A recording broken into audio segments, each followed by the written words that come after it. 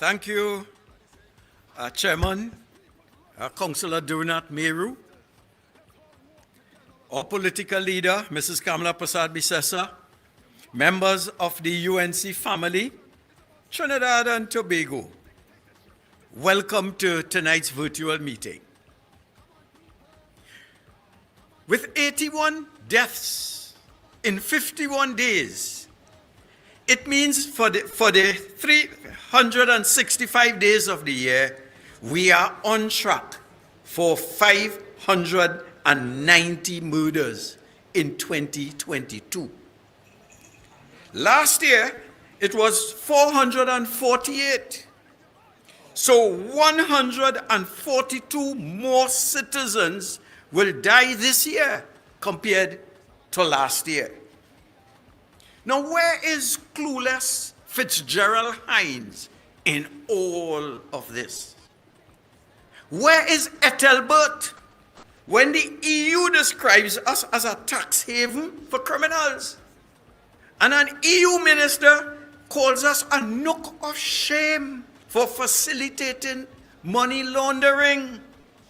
Where is Fitzgerald when Australia, Canada, the United States, and the UK tell their citizens in various travel advisories and in all forms and fashion not to visit Trinidad and Tobago? Where's Amy Brown when the whole world listens to and reads in their media that our Coast Guard shot and killed a migrant baby?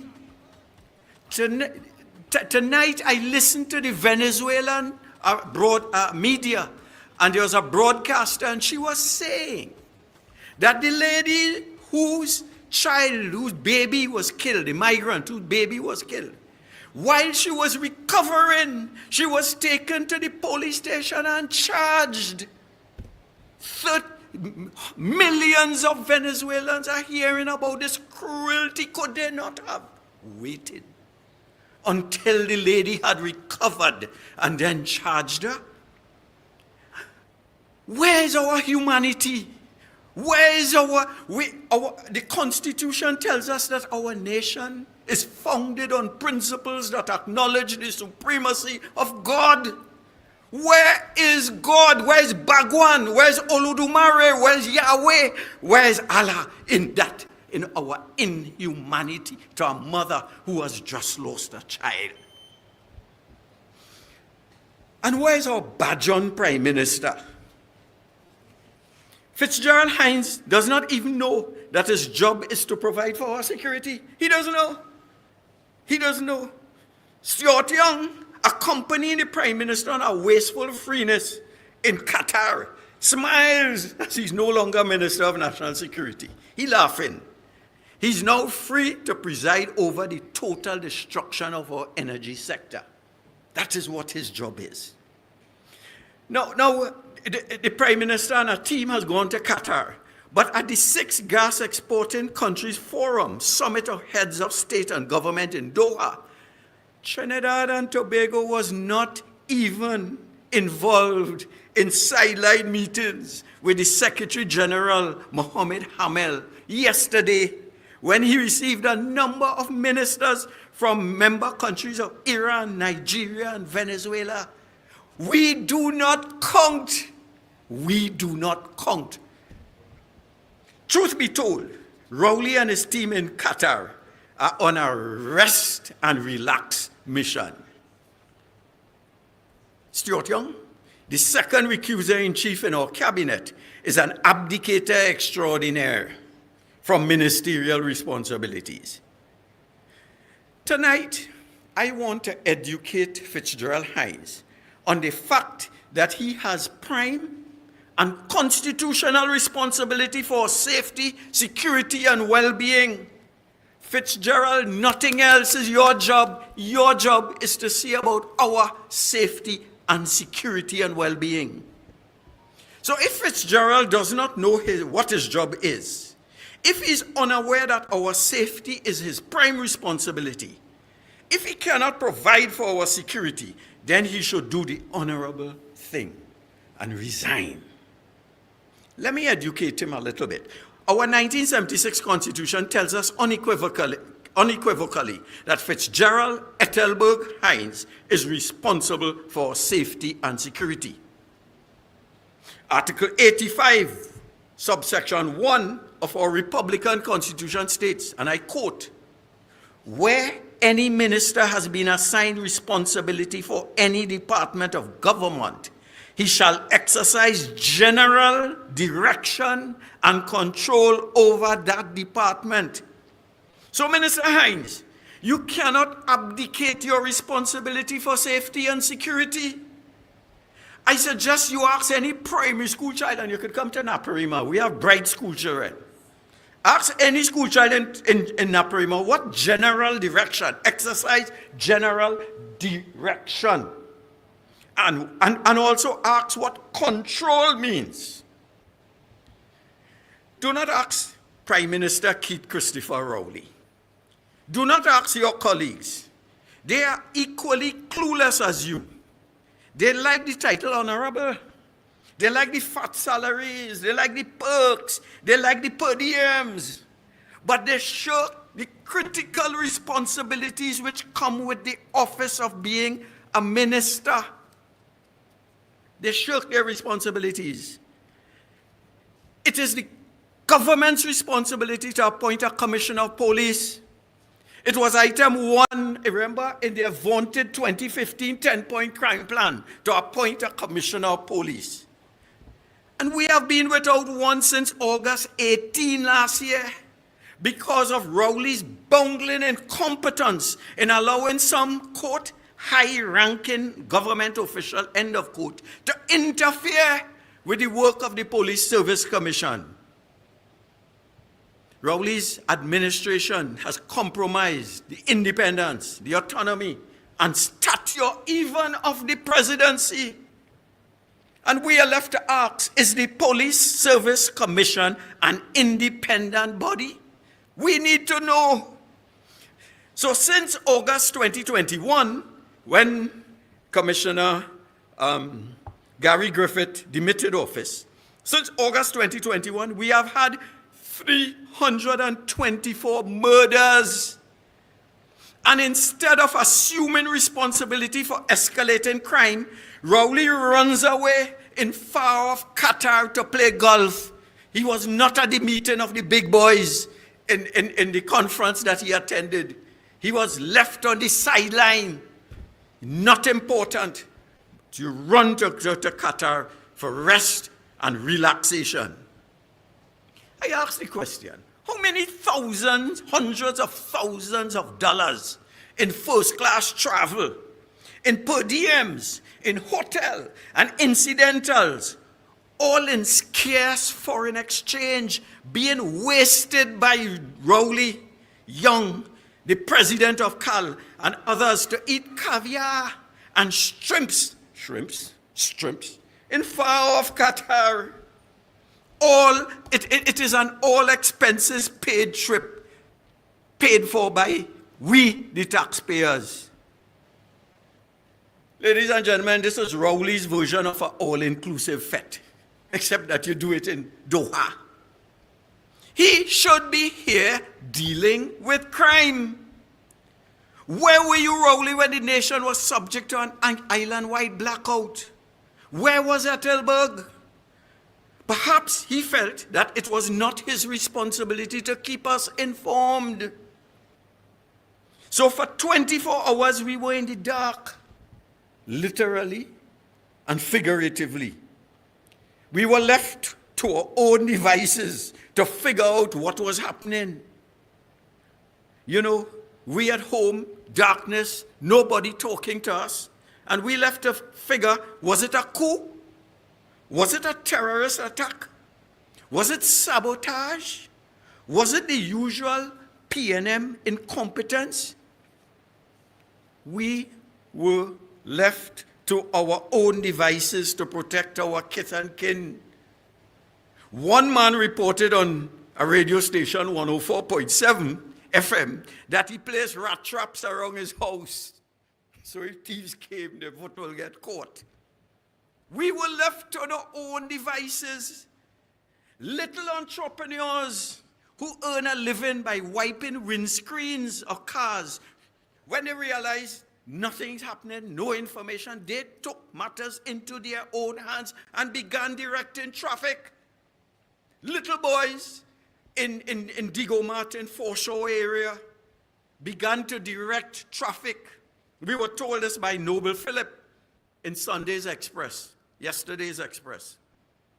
And we asked the question, where were the 7,000 police officers whose salaries we pay? 7,000. And these 7,000 are on the general direction and control of Ethelbert. Where were the backup generators to ensure traffic lights function in the absence of electricity? Where? For heaven's sake, this is a third world country. 24 hours after lights were restored, clueless Hines, pretty boy Gonzalez, and busybody Young, like three blind mice, came on TV to congratulate themselves and the government for doing nothing while we were left in utter darkness for 12 hours. While they were laughing and congratulating themselves, everybody else was giving them, in Trinidad, we say, cool your mouth, cool your mouth. Because we know they're talking stupidness. Minister Hines is an abject failure. He has over 7,000 regular police over whom he provides general direction and control. 7,000, we are told, that is the sanctioned strength of the TTPS. In addition, he has 3,000 SRPs. That's 7 and 3, 10,000. Add to that 5,000 army officers.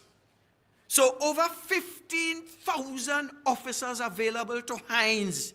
And he cannot dominate the streets to put the fear of God in the hearts of criminals, comfort in the minds of citizens, and safety and security for all of us. 15,000 officers. Toronto, with a population of 2.6 million, has only, guess, 5,500 officers. Toronto, 5,000. We have 7,000 plus 3,000 plus 5,000. Ethelbert, you are shameless, abject failure.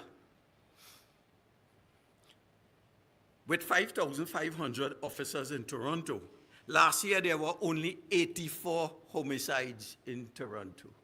84.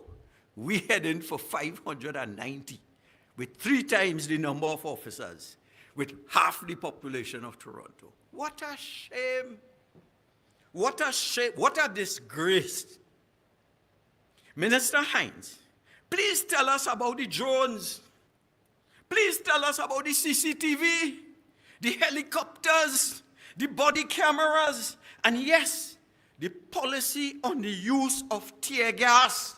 Tell us. We have all read how the capital city of Ottawa, I lived in Ottawa for 6 years, was completely shut down for weeks by truckers. Ottawa, capital, shut down for weeks. And the Ottawa police never saw it fit to use tear gas on the truckers. Their police chief resigned over those protests. Accountability in that society. And here in good old Titi, Hines pats himself on the back when tear gas is used willy-nilly on less than 200 elderly children and passers-by who were peacefully protesting, singing hymns, and otherwise exercising their constitutionally enshrined rights of free speech and assembly. Shame on this government! Tear gas on 200 elderly and passers-by and children. And in Canada, they had thousands blocking the entire city, and they did not use tear gas on their citizens because he has no respect for us. Under Hines, we should revert to the old name. The old name was the Trinidad and Tobago Police Force. not the Trinidad and Tobago Police Service. Let's face it, under this PNM administration, we have a police force. We do not have a police service. And it is not the fault of the officers. It is the fault of the person who gives general direction and control according to the Constitution, the supreme law of our land. Fitzy brings prehistoric. Forget the locks and the drama and the thing and the nice Oxford pseudo accent. He brings prehistoric, antediluvian logic to the table of 21st century policing in Trinidad and Tobago. Under Hines, our women folk are living in abject fear. Which woman in Trinidad and Tobago today feels safe to walk down High Street or Charlotte Street 7 o'clock in the night by herself? Which woman? None. N-O-N-E, none. Under Hines, the elderly are soft targets for criminals. They wait on their pension monthly in the bank and they assault elderly people. Under Hines, our crime detection rates are abysmal, under 30%. That is what we paying all these people. Does Hines earn his salary? Under Hines, extrajudicial killings have ballooned to the extent that international governments have blacklisted SORT. In 2020, there was an 86% increase in killings by the police. 86%. But what does Hines do? Not investigate the alleged extrajudicial killings in order to put a stop to them. Instead, all he does is change the name from SORT to NOTF, from SORT to NORT. Pure cosmetic BS. We have to call it what it is. BS. Under Hines, a baby migrant can be shot and no independent inquiry is being held. I join with my leader, Kamala Prasad-Bisesa, in calling for an independent inquiry into the shooting of the migrant child in contravention of various UN conventions which we have signed. We demand an independent investigation. No trademark PNM cover-up investigation will suffice. Former committee here, they give a nice report, they praise you, they exonerate. That will not suffice. It may work here for the PNM sycophants. It will not work internationally. Trust me, I'm getting calls from people outside. And they're waiting for the results of that independent inquiry into the shooting of a migrant child. Why did the government not place external naval officers from Canada, Nigeria, India, as Eric Williams did when he investigated the 1970 coup? Remember Danjuma from Ghana? Colonel Danjuma? He brought in to have an independent inquiry. The PNM sycophants will accept a cover-up investigation, but not the international community. Not our angry 30 million or so Venezuelan neighbors. There is a thing in a religion, a major religion in Trinidad called karma. And they are increasingly getting angry against us. 30 million, we are 1.4 million. So Hines, you have no shame. Ethelberg, you are incompetent. You are an embarrassment. You do not even know your job description. You should resign. If you need help in writing your resignation letter, I will get my competent research staff to assist you. Just call and request help. In fact, I have a draft letter here today, a resignation letter for Hines. Lastly, you know what? I blame the 30% swing voters in Trinidad and Tobago for our predicament. Swing voters who live in San Fernando West, swing voters who live in St. Joseph, in Tunapuna, you cannot see evil that is taking place and continue to vote PNM. You see the evil, you see the wickedness, you see the unemployment, you see the incompetence, and you're looking for an excuse still to vote PNM. Sprang along, my schoolmate at Naparima College used to say, if you do that and you get licks, take it in your rutunku. It's hard to say that, we shouldn't say that, but the time has come for the 30% to stand up and be counted. It is you and no one else who must foot the blame for the disaster that Trinidad and Tobago has become. You cannot give Ethelberg 15,000 security officers and continue to live in fear and then go back and look for any excuse to vote PNM.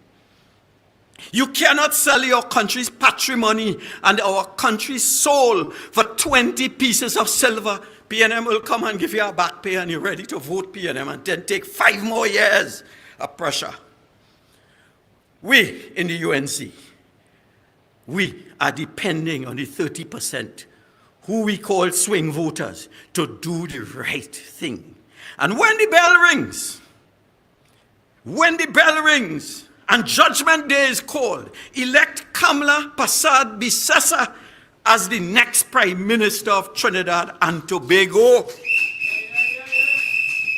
It is Kamala Persad Bissessa who destiny has called to rescue us at this time. It is a rescue mission right now. We can't get worse. It's real bad. Will our swing voters heed the call of destiny? I hope so. Ladies and gentlemen, good night. I thank you.